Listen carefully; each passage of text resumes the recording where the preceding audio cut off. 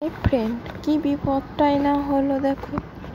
আমার ছেলের এই ফার্স্ট টাইম চুল কাটা হচ্ছে। ওর আঁতেলের চুল আমি ব্লেড দিয়ে কেটে দিয়েছিলাম, টাক বের করে দিয়েছিলাম, আর এবারে চুল কাটতে হচ্ছে। কারণ চুলটা কাটতাম না, চুলটা 1-1.5 বছরে কাটবো ভেবেছিলাম। তো ওর মাথার মধ্যে না ঘা হয়ে গেছে, তার মধ্যে মাঝে একটু মাথায় আঘাত লাগার কারণে একটু ক্ষত হয়েছে।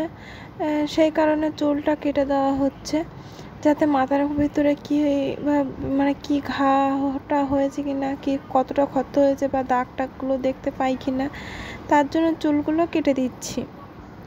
আর এখানে চুল কাটতে তো চিরুনি মেশিন ফিশিং নিয়ে সব চলে এসেছে আমার ছেলে। ওকে দেখলে মনে হচ্ছে যে ও 9 মাসের বাচ্চা। ও মনে হচ্ছে কত বড় হয়ে গেছে আমার সোনা বাবাটা। তোর মেজ কাকু চুল কেটে দিচ্ছে আর ওর বাবা ধরে রেখেছে। ও তো খুব দুষ্টু করছে, ছটফট করছে, হাতে বজ্জাত করবে।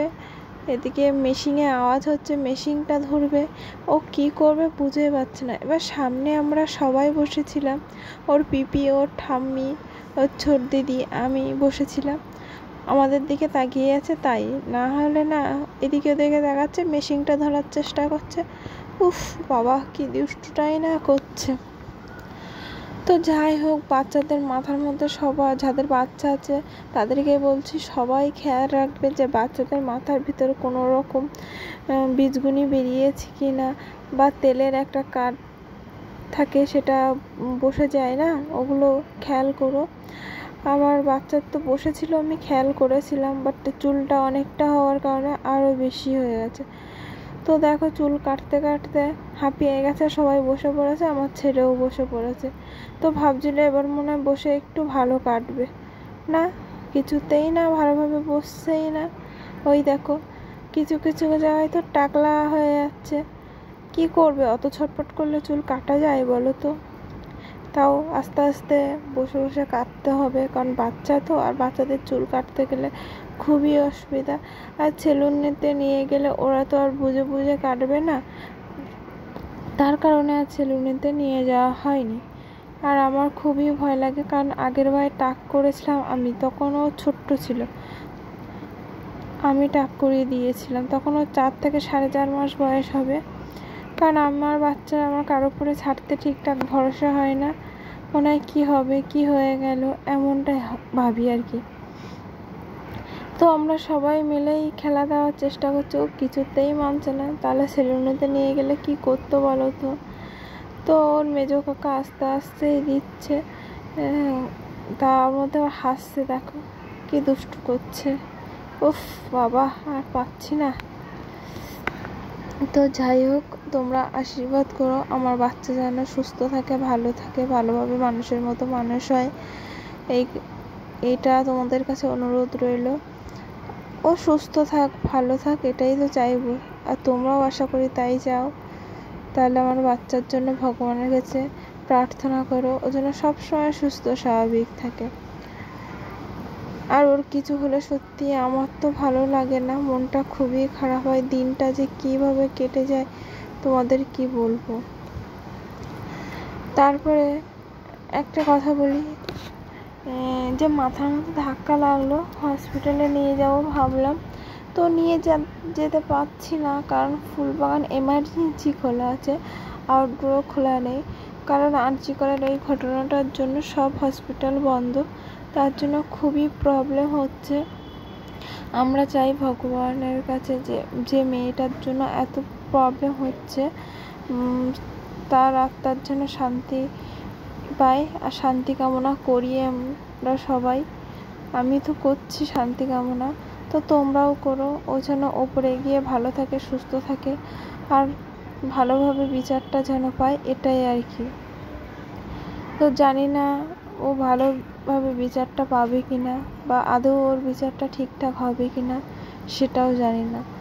তো চাই ও যেখানে থাকুক ভালো থাকুক। ওর জন্য সবাই আন্দোলনে নেমে পড়েছে, কিন্তু বিচারটা ঠিকঠাক হচ্ছে না। তো আদৌ হবে কিনা সেটাই দেখার। দুর্গাপুজোর আগে আদৌ কি ওর বিচারটা ঠিকঠাক হবে, রায়টা কি ঠিক পাবে ওর বাবা মা? ওর বাবা মা কত কষ্ট পাচ্ছে বলো তো। সে ওর বাবা মাই বুঝতে পারছে যে ও কতটা কষ্ট পাচ্ছে। তো যাই হোক, হসপিটালগুলো তাড়াতাড়ি খুলে যাক, সব সুস্থ স্বাভাবিকভাবে হয়ে যাক। আর যে ডক্টর মৌমিতা দি মারা গেছে, ও দিদিটার বিচার যেন ঠিকঠাক হয়, বিচারটা ঠিকঠাক হয়ে দোষীরা শাস্তি পাক। দোষীরা শাস্তি পাওয়ার পরে ওর আত্মার শান্তি পাবে। বাবা মাটা একটু হয়তো মনকে বোঝাতে পারবে যে আমার মেয়ে, দোষীদের শাস্তি তো হয়েছে, যারা আমার মেয়েকে কষ্ট দিয়ে মেরেছে। কিন্তু বাবা মায়ের কষ্ট তো ভাগ করে নেওয়া যায় না, না? বাবা মাই হয়। তার বাচ্চা পৃথিবীতে নেই ভাবলে তার কতটা কষ্ট হয় একমাত্র সে মা বাবাই জানে। তো যাই হোক, হসপিটালে গুলো কেন খুলছে না বুঝতে পারছি না। তো বাচ্চাদের তো খুলে দেওয়া উচিত, কারণ বাচ্চাদের হসপিটালগুলো আগে দরকার।